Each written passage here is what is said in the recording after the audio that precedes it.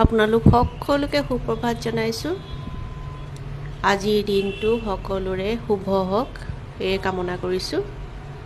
আজি ব্ৰেকফাষ্টত পুৰি আৰু মটৰ ঘুগনি খাবলৈ মন গ'ল, বনালোঁ। পুৰি আৰু ঘুগনি কাৰ কাৰ প্ৰিয় জনাবচোন আপোনালোকে, আৰু আপোনালোকে ব্ৰেকফাষ্টত কি খালে সেয়াও জনাব কমেণ্টত।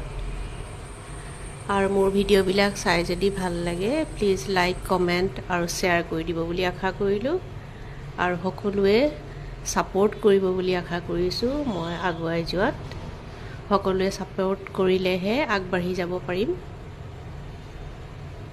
সকলোকে ধন্যবাদ জনাইছোঁ। আজিলৈ আহোঁ, বাই বাই।